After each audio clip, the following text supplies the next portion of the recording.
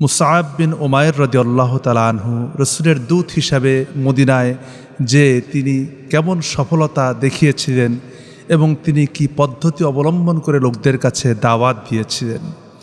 আল্লাহ তাআলা যে বলেছেন উদউ ইলা সাবিলি রব্বিকা বিল হিকমা, আপনি মানুষদেরকে রবের দিকে ডাকুন, আল্লাহর পথের দিকে ডাকুন, বিল হিকমা প্রজ্ঞার সাথে, হিকমতের সাথে, ওয়াল মাউইজাতিল হাসানা এবং উত্তম উপদেশ দিন, ওয়াজাদিলহুম বিল্লাতি হিয়া আহসান এবং তাদের উত্তম উপদেশের মাধ্যমে তাদের সঙ্গে তর্ক করুন, অর্থাৎ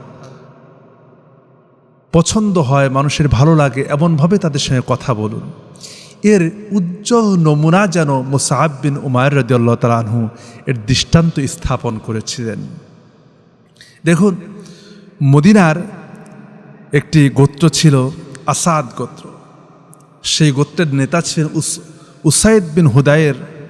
তিনি তখনও মুসলমান হন। তো তার কানে খবর গেল, কেউ একজন যে তাকে বলছে যে, হে আমাদের সর্দার, আমাদের দেশে নতুন ধর্মের এক প্রবর্তন হয়েছে, আবির্ভাব হয়েছে। লোকেরা তার কাছে বসে সেই ধর্মের কথা শুনছে, সেই ধর্মের শিক্ষা গ্রহণ করছে। তো এমন সময় হযরত উসাইদ বিন হুদায়ের তিনি ইসলাম গ্রহণের পূর্বে তিনি কঠোর ভাষায় তাদেরকে বললেন যে, কি বলছো তোমরা? আমি এক্ষুনি যাচ্ছি, তাদেরকে গর্দান উড়িয়ে দেব। কে এসেছে বাইরে থেকে তাকে আর আমি বাঁচিয়ে রাখবো না।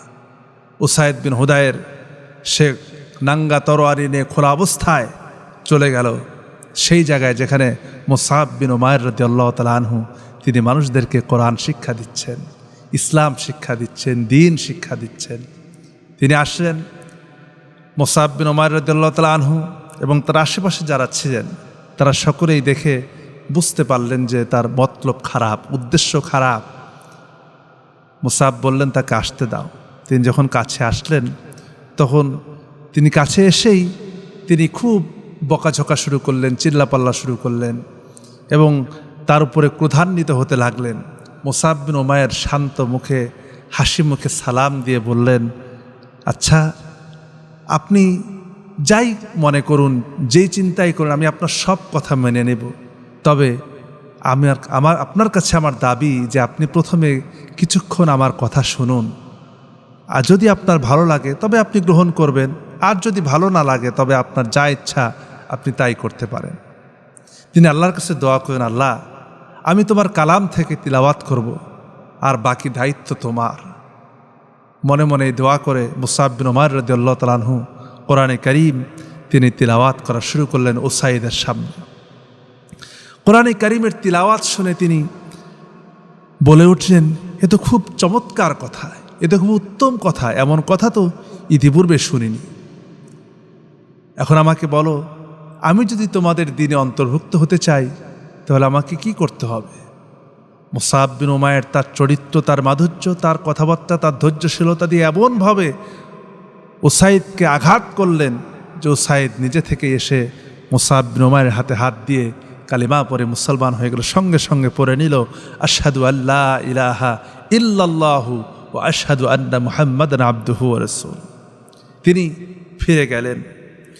যখন তিনি ফিরে গেলেন তার গোত্রের কাছে, তখন ফিরে যাওয়ার পরে সেখানে আশহাল গোত্রে আরেক নেতা ছিলেন, তিনি সাদ বিন মুআজ, যার ব্যাপারে ইতিহাসে অনেক কথা এসেছে। সাদ বিন মুআজ সেখানে আশহাল, তার গোত্র ছিল আশহাল গোত্র, দুজনে খুব পরস্পর সম্পর্ক খুব ভালো ছিল। তো তিনি যখন আসছিলেন উসাইদ বিন হুদায়ের রাদিয়াল্লাহু তাআলা আনহু, তখন সাদ বিন মুআজ সেখানে বসা ছিলেন। এবং সাদ বিন মুআজের কাছে যখন তিনি ফিরে গেলেন তখন তিনি বলছেন, আল্লাহর কসম, তোমাকে আমি যে অবস্থায় যেতে দেখেছি, তুমি আসলে তোমার সে অবস্থা নাই, তুমি পরিবর্তন হয়ে গিয়েছ। সাদ জিজ্ঞেস করলেন, কি হয়েছে? তিনি উত্তর দিলেন, আমি তার সঙ্গে দেখা করেছি, আশঙ্কার কিছু নেই, অতঃপর আমি তাদেরকে এই কাজ করতে নিষেধ করেছি এবং তারা সেখানে কিছুক্ষণের জন্য ছত্রভঙ্গ হয়েছে। তো তিনি তার ইসলাম গ্রহণের কথা আর তিনি বললেন না। তখন সাদ ইবনে মুআজ তিনি উঠে দাঁড়ালেন, বললেন, যে তুমি যে তরবারি হাতে নিয়ে গিয়েছিলে তোমার সে তো যে অবস্থায় তুমি গিয়েছিলে সে অবস্থাও তোমার নাই, তোমার তো পরিবর্তন হয়েছে। তখন তিনি বললেন, ঠিক আছে, তাহলে তুমি আমার সাথে চলো। এবং সাদ বিন মুআজ তখন তিনি আবার খোলা তরবারি হাতে নিয়ে নেজা সাথে করে নিয়ে রওনা করলেন যে আজকে এসপার না হয়ে ওসপার কিছু একটা হয়ে যাবে। এই চিন্তা করে তিনি মুসআব বিন উমাইর রাদিয়াল্লাহু তাআলা আনহু যেখানে মদিনাবাসীদেরকে ইসলাম শিক্ষা দিচ্ছেন, দ্বীনের শিক্ষা দিচ্ছেন, সেখানে গেলেন। যাওয়ার পরে সেখানে সাদ বিন মুআজকে দেখে তিনি তাকে বললেন যে সে আগে যেমন তাকে বলেছিলেন যে আমার কথা শুনুন, তো তিনিও তাকে তার কথা শোনালেন এবং শুনে তিনিও সঙ্গে সঙ্গে ইসলাম গ্রহণ করলেন এবং দ্বীনের অন্তর্ভুক্ত হয়ে গেলেন। এই সাদ বিন মুআজ ইসলাম গ্রহণ করার পরে তিনি যে কত বড় ভূমিকা পালন করেছেন তা ইতিহাসে চিরকাল স্বর্ণাক্ষরে লেখা থাকবে। সাদ বিন মুআজ মুসলমান হয়ে উসাইদকে সাথে নিয়ে নিজ গোত্রের কাছে ফিরে যান। গোত্রের কাছে গিয়ে তাকে দুজনকে লোকেরা দেখেই বলে উঠে যে তোমরা যে অবস্থায় গিয়েছো সে অবস্থায় ফিরে আসনি, তোমাদের ভিতরে পরিবর্তন হয়েছে, চেহারার ভিতরে আলাদা নূর চমকাচ্ছে। তখন সাদ বিন মুআজ তাদেরকে লক্ষ্য করে বললেন, হে আমার গোত্রের লোকেরা, আমার ব্যাপারে তোমাদের ধারণা কি? আমাকে তোমরা কেমন মানুষ মনে করো, কেমন মনে হয় তোমার? তারা বলল যে আমরা আপনাদের ব্যাপারে খুব ভালো ধারণা পোষণ করি, যে আপনারা দুজনেই খুব সূক্ষ্ম দূরদর্শী, আপনাদের মতামত এবং নেতৃত্ব অতুলনীয়, আপনারা জ্ঞানবান, বুদ্ধিমান, ভালো মন্দ যাচাই করতে পারেন। বা সাদ বলেন, আমি তোমাদের কোনো নারী এবং পুরুষের সাথে, অর্থাৎ আমি আমার গোত্রের কোনো নারী এবং পুরুষের সাথে ততক্ষণ পর্যন্ত কথা বলবো না যতক্ষণ পর্যন্ত তোমরা আল্লাহ এবং তার রাসূলের প্রতি ঈমান আনবে। যখন কথা বললেন, লোকেরা এতটাই প্রভাবিত হলো যে সন্ধ্যার মধ্যে পুরা গোত্র একসঙ্গে এসে সাদ বিন মুআজের হাতে ইসলাম গ্রহণ করলো। মুসআব রাদিয়াল্লাহু তাআলা আনহু তাদেরকে ইসলাম শিক্ষা দিতে লাগলেন, কোরআন শিক্ষা দিতে লাগলেন। বাকি ছিল একজন, তার নাম ছিল উসাইরিম, অথবা তার আসল নাম ছিল আমর বিন সাবেদ।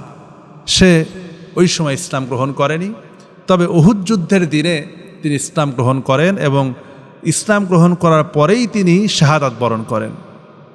এই জন্য তারপর রাসূলুল্লাহ বলেছেন, আমিলা কলিলান ওয়া উজিরা কাসীরান, সে আমল কম করেছে কিন্তু উজরা পেয়েছে, পুরস্কার পেয়েছে অনেক বড়। এই হচ্ছে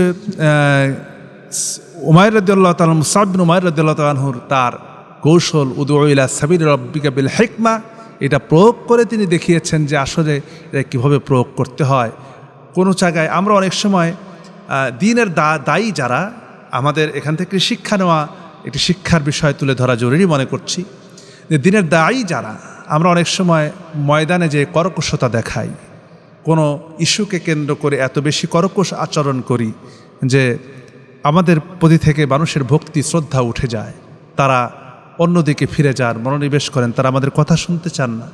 কিন্তু একজন দায়ীর কথা এমন হওয়া উচিত, এত নমনীয় হওয়া উচিত, মিষ্টভাষী হওয়া উচিত, যেন তার কথা শুনে লোকেরা দূরে সরে না যায়, বরং সে যত বড় শত্রু হোক, শত্রুও যেন একজন দায়ীর কথা শুনে, দায়ীর শত্রুও যেন তার কাছে তার কথা শোনার জন্য আসে।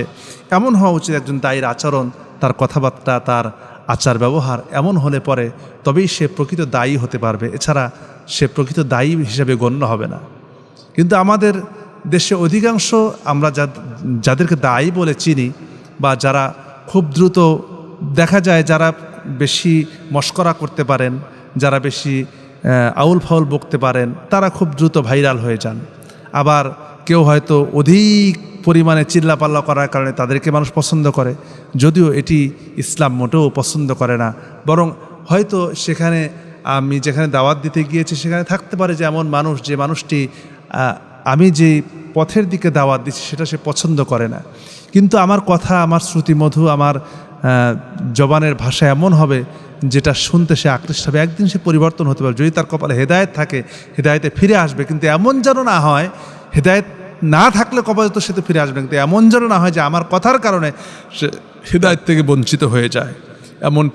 এমনভাবে কথা বলা মোটেও আমাদের জন্য উচিত নয়। এভাবে একটা বছর কেটে গেল।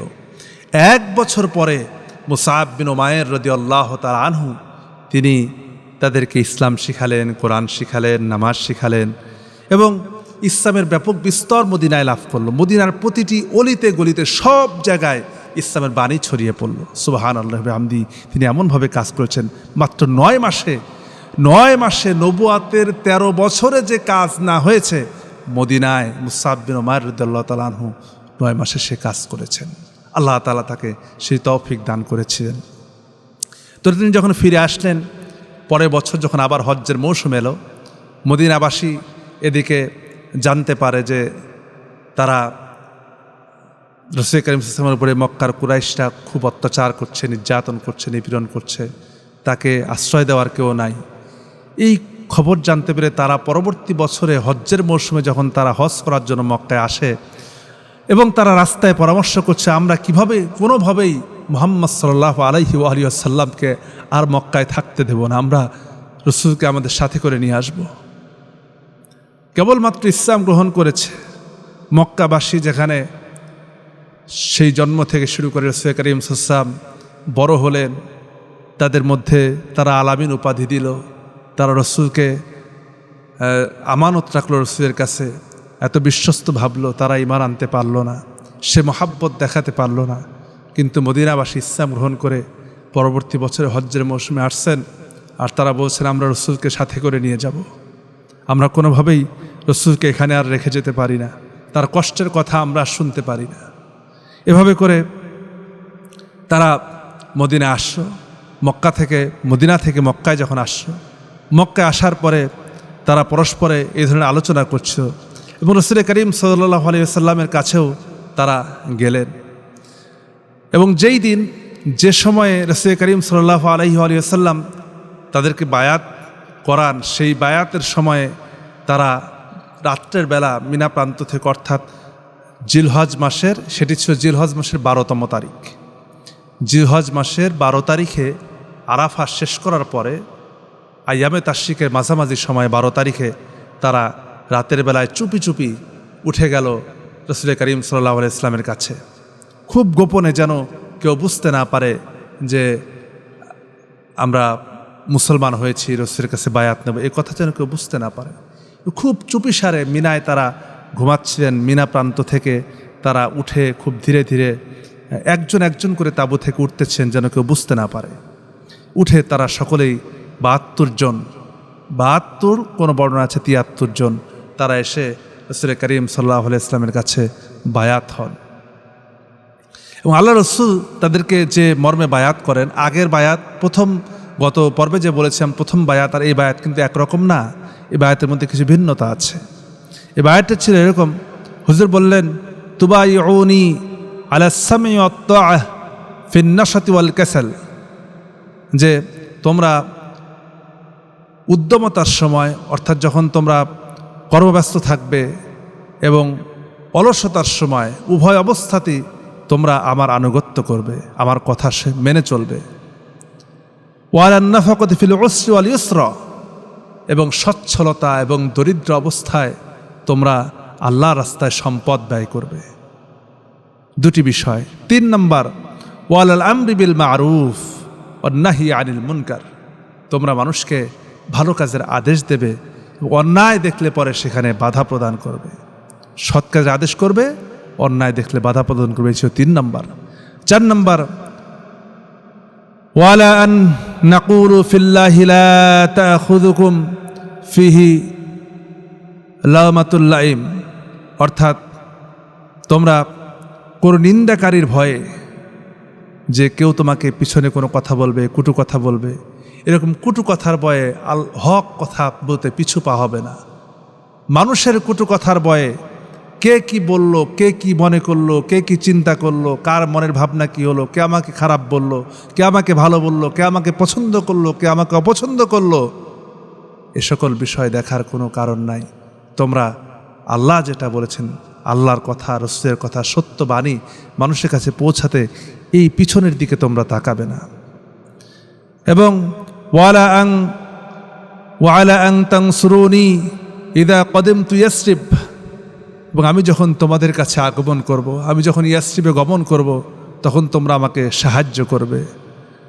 ফাতামনাউনা মিম্মা তামনাউনা মিনহু আনফুসাকুম ওয়া আজওয়াজিকুম ওয়া আবনাআকুম ওয়া লাকুমুল জান্নাহ।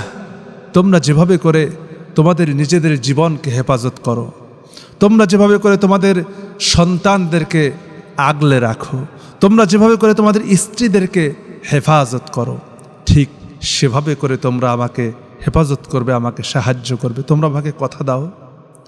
রাসূল করিম সাল্লাল্লাহু আলাইহি ওয়াসাল্লাম তাদের কাছ থেকে বায়াত নিলেন, যদি তোমরা আমাকে কথা দিতে পারো যে আমাকে তোমরা এইভাবে করে জীবনের বিনিময় হলেও রক্ষা করবে, তাহলে আমি তোমাকে কথা দিচ্ছি ওয়ালাকুমুল জান্নাহ, আমি তোমাদের জন্য আল্লাহর পক্ষ থেকে জান্নাতের ওয়াদা করছি, আল্লাহ তাআলা তোমাদেরকে জান্নাত দেবেন। সবাই রাসূল করিম সাল্লাল্লাহু আলাইহি ওয়াসাল্লামের কথা বলার পরে সকলে হাসসূচক উত্তর দিলেন এবং সকলেই রাসূলের কাছে বায়াত গ্রহণ করলেন। কিন্তু তার মাঝখানে ছোট্ট একটি ঘটনা আছে। যখন রাসূল এই কথাগুলি বললেন, তখন আসাদ বিন জুরারাহ রাদিয়াল্লাহু তাআলা আনহু তিনি বললেন, যখন সকলেই নবীজির হাত ধরতে যাচ্ছেন, তিনি দাঁড়িয়ে বললেন, দাঁড়াও, অপেক্ষা করো। তোমরা কি চিন্তা করেছ যে তোমরা কিসের ব্যাপারে রাসূল করিম সাল্লাল্লাহু আলাইহি ওয়াসাল্লামের হাতে বায়াত নিতে যাচ্ছ? তোমরা কি একবার ভেবেছ রাসূল তোমাদেরকে কি ব্যাপারে বায়াত দিচ্ছেন? তোমরা কি একটাবার চিন্তা করেছ রাসূল করিম সাল্লাল্লাহু আলাইহি ওয়াসাল্লাম আজকে তোমাদেরকে কিসের উপরে বায়াত গ্রহণ করাচ্ছেন? তোমাদের এই বায়াত মানে আজকে থেকে মক্কার সকল মানুষ তোমাদের শত্রু হয়ে যাবে। এই মক্কার মানুষগুলি তোমাদের শত্রু হয়ে যাবে, তোমাদের বিরুদ্ধে যুদ্ধ করার জন্য তারা উঠে পড়ে লাগবে, কারণ তোমরা তার শত্রুর হাতে বায়াত করেছ। এবং শুধু তাই নয়, তোমাদের প্রাণনাশের ভয় তৈরি হবে, তোমাদের জীবন চলে যাবে, তোমাদের সম্পদ চলে যাবে, তোমাদের সন্তান চলে যাবে, তোমাদের স্ত্রী চলে যাবে, এবং মদিনার ইহুদিরা পর্যন্ত তোমাদের শত্রু হয়ে যাবে। তোমরা কি এসব কিছু সব মাথা পেতে নিয়ে এই রাসূলের হাতে বায়াত নিতে চাও? ৭২ জন সমস্বরে বলল যে হ্যাঁ, আমরা আমাদের সব কিছুর বিনিময়ে রাসূল করিম সাল্লাল্লাহু আলাইহি ওয়াসাল্লামকে রক্ষা করতে চাই। আল্লাহ রাসূল তাদেরকে বায়াত দিলেন। তারা সেখান থেকে এই বায়াতের কথা যখন ছড়িয়ে পড়ল, তারা তখনও কুরাইশরা জানতো না, খুব সংগোপনে, আমি তো বললাম যে তারা খুব গোপনে গোপনে রাসূল করিম সাল্লাল্লাহু আলাইহি ওয়াসাল্লামের কাছে তারা যায় এবং তারা বায়াত গ্রহণ করে। এই সংগোপন অবস্থায় শয়তান এই খবর মক্কাবাসীর মধ্যে ছড়িয়ে দেয় এবং মক্কার কিছু কুরাইশরা এসে খাজরাজ এবং আউসের এই গোত্রের কাছে এসে তারা তাদেরকে ডেকে বলে যে তোমরা কি মুহাম্মদ সাল্লাল্লাহু আলাইহি ওয়াসাল্লামের হাতে ইসলাম কবুল করেছ, তার কাছে বায়াত নিয়েছ? এবং তাদের মধ্যে সর্দার ছিল আব্দুল্লাহ ইবনে উবাইও ছিল এই হজ্জের কাফেলার মধ্যে। তাদের মধ্যে যারা মুশরিক ছিল তাদের সঙ্গে তারা চলতো, ফিরতো, মিশতো, কিন্তু তাদেরকে কখনো বুঝতে দেয়নি যে তারা রাসূলের হাতে বায়াত নিয়েছে বা সঙ্গোপনে গোপনে তারা গিয়েছে। যারা মুশরিক ছিল তারা অস্বীকার করলো, না আমরা তো রাতের বেলা ঘুমিয়েছিলাম, আমরা তো এমন কোনো কাজ আমাদের দ্বারা হয়নি বা আমাদের মধ্যে থেকে কেউ যায়ও নি রাসূলের কাছে। এবং আব্দুল্লাহ ইবনে উবাইও বলল যে না, এমন কোনো কিছু ঘটেনি, এমন কোনো কিছু হওয়ার সম্ভাবনা মোটেও নাই। তখন তার কথা শুনে তারা কুরাইশরা ওই সময়ের মতো বিদায় নিল। যখন হজ্জের দিন শেষ হয়ে গেল এবং সাহাবায়ে কেরাম অর্থাৎ যারা বায়াত নিয়েছিল তারা মদিনার দিকে রওনা করলেন, তখন কুরাইশরা আরও গোপন অনুসন্ধান খবর লাগিলে জানতে পারলো যে না, মদিনা থেকে আসা ৭২ থেকে ৭৩ জন ব্যক্তি রাসূল করিম সাল্লাল্লাহু আলাইহি ওয়াসাল্লামের হাতে তারা বায়াত গ্রহণ করেছে এবং শপথ নিয়েছে রাসূলকে রক্ষা করার ব্যাপারে। তখন তারা পিছনে লোক লেলিয়ে দিল তাদেরকে ধরার জন্য, কিন্তু এতক্ষণে তারা মক্কা পার হয়ে মদিনার উদ্দেশ্যে রওনা করে দিয়েছে। এই জন্য তারা আর এ ব্যাপারে কোনো চিন্তা ভাবনা করলো না, তারা ফিরে আসলো এবং তারা চিন্তা করলো যেভাবেই হোক যে আমরা এখন থেকে, যেহেতু তাদের সংখ্যা বাইরে বেড়ে যাচ্ছে, আমরা এটাকে প্রতিরোধ করতেই হবে, এটাকে ঠেকাতেই হবে। তারা ঠেকানোর জন্য উঠে পড়ে লাগলো। আর এই বায়াতে অধিকাংশ ছিল খাজরাজ গোত্রের আর মাত্র 11 জন ছিল আওস গোত্রের। আওস গোত্রের ছিল মাত্র 11 জন আর নারীর সংখ্যা ছিল 2 জন। এই 72 জন বা অথবা 73 জনকে রাসূল করিম সাল্লাল্লাহু আলাইহি ওয়াসাল্লাম বায়াত দেন এবং তারা সেখান থেকে মদিনায় ফিরে যায় এবং রাসূলকে তারা গ্রহণ করার জন্য দিনের পর দিন অপেক্ষা করতে থাকে। খুব বেশি সময় না, এটি ছিল জিলহজ মাসে। জিলহজ মাসে যখন এই ঘটনা ঘটে তার কিছুদিন পরেই হজ্জের মৌসুমে ঘটনা ঘটল। আর রাসূল করিম সাল্লাল্লাহু আলাইহি ওয়াসাল্লাম মুহররম, সফর, রবিউল আউয়াল মাত্র 3 মাসের মাথায় আল্লাহ রসুল এই বায়াতের 3 মাসের পরেই মক্কা থেকে হিজরত করে মদিনার দিকে চলে যান এবং এই বায়াতের পরে আল্লাহ রসুল সাহাবীদেরকেও হিজরতের জন্য অনুমতি দিয়ে দেন। এবং রসুল যে মদিনায় হিজরত করেন, এটা মদিনা হিজরতের পিছনে কি কারণ ছিল, কেন মদিনাকে বেছে নিয়েছিলেন, মদিনার ওই সময় সামাজিক, রাজনৈতিক, ধর্মীয় অবস্থা কেমন ছিল ইত্যাদি বিষয়গুলি সামনে আসবে, আমরা আস্তে আস্তে জানব। তো এখান থেকে আমরা কয়েকটি বিষয় আমরা আমাদের চেতনাকে নাড়া দেয়, তা হচ্ছে যে মদিনা থেকে আসা ইয়াসরিববাসী তারা কীভাবে করে রসুলকে তারা গ্রহণ করেছিল, কি মহাব্বতটা তারা করেছিল।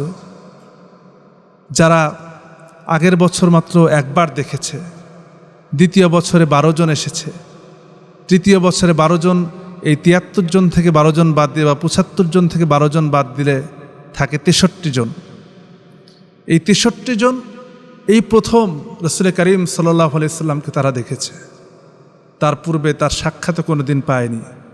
সেদিন দেখেই তারা তাদের জান, মাল, ইজ্জত, সম্মান, তাদের সন্তান, সন্ততি, স্ত্রী, পিতা, পুত্র সব কিছুর চাইতে রসুলকে তারা মহব্বত করে নিয়েছে, আপন করে নিয়েছে। রসুল যে বলেছেন, লা ইউমিনু আহাদুকুম হাত্তা আকুনা হাব্বা ইলাইহি মিন ওয়ালিদিহি ওয়া ওয়ালাদিহি ওয়ান নাসি আজমাইন। তোমাদের কেউ ততক্ষণ পর্যন্ত পূর্ণাঙ্গ মুমিন হতে পারবে না যতক্ষণ পর্যন্ত তার সন্তান, পিতামাতা, আওলাদ এবং দুনিয়ার সকল মানুষের চাইতে রসুল তার প্রিয় না হবে। সেই নমুনা, তার বাস্তব নমুনা দেখিয়েছিলেন মদিনাবাসী, তার বাস্তব নমুনা দেখিয়েছেন মুহাজির সাহাবীরা, যারা সব কিছু ছেড়ে রসুলের এক নির্দেশের অপেক্ষা করে, এক নির্দেশের সঙ্গে সঙ্গে কোনো অপেক্ষা না করে, কোনো চিন্তা না করে, কোনো পিছনের দিকে না তাকিয়ে হিজরতের পানে মদিনার দিকে রওনা করেছিলেন। এই ছিল সাহাবায়ে কেরাম, এই ছিল তাদের রসুলের প্রতি ভালোবাসা। আর মুসাব বিন উমায়ের, যিনি কত কৌশলে উদউ ইলা সাবিল রাব্বিকা ওয়াল হিকমা, এই হিকমতের উপরে মওইজাতুল হাসানা দিয়ে তিনি মদিনার এতগুলি মানুষকে ইসলামের প্রতি আকৃষ্ট করেছিলেন। তো আমরাও দাওয়াতের ক্ষেত্রে যদি মানুষকে সুন্দর কথা দিয়ে, হাসি মুখে যদি মানুষকে দাওয়াত দিতে পারি, অবশ্যই এটি ফলপ্রসূ হবে, কল্যাণকর হবে, উপকার হবে, উম্মার জন্য কল্যাণকর হবে। আল্লাহ তাআলা আমাদেরকে বোঝার এবং এই সমস্ত বিষয়গুলি সামনে রেখে যেন আমরা দাওয়াতি কার্যক্রম পরিচালনা করতে পারি, আল্লাহ যেন সেই তৌফিক আমাদেরকে দান করেন। আল্লাহুম্মা আমিন। ওয়া আখিরু দাওয়ানা আলহামদুলিল্লাহি রাব্বিল আলামিন। আসসালামু আলাইকুম ওয়া রাহমাতুল্লাহ।